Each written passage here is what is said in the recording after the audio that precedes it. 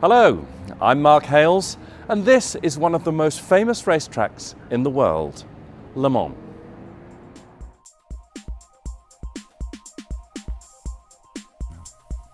The ride we've just taken is on board the 1971 Alfa T33 that I drove at the first Le Mans Classic back in 2004, and you can immediately see the challenge.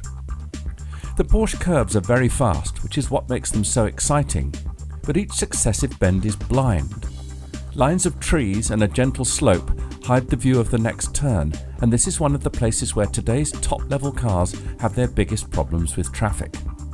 If you overtake on one side, you'll be in the wrong place for the next corner.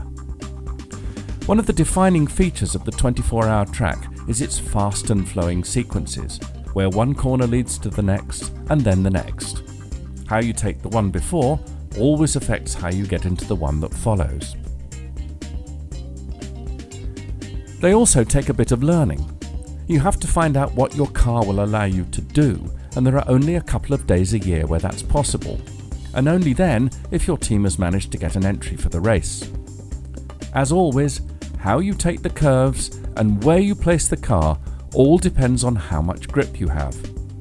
Even the top-level Audis, Porsches and Toyotas can't take the last right-hander as fast as their drivers would like.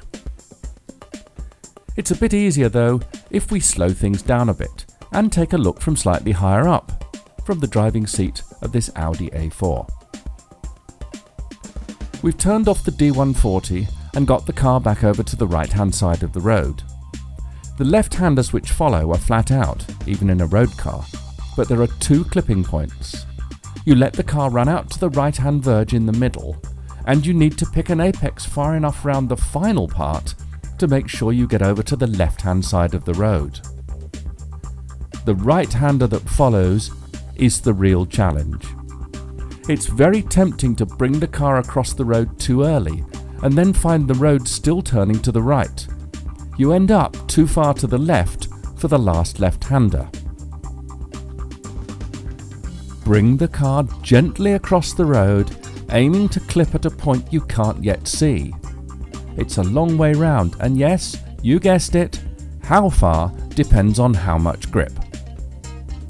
The A4 is travelling at nearly 100 miles an hour, but a set of road tyres means an apex quite close to the entry for the last left-hander.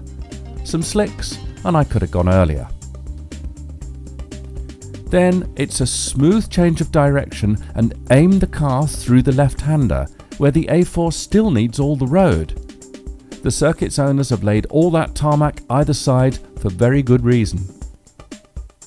Then it's a question of making as much of a straight line as possible through the gentle right and left to Maison Blanche.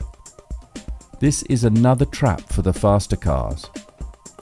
The road is heading for the Ford chicane and the much tighter one that follows, leading to the pit straight.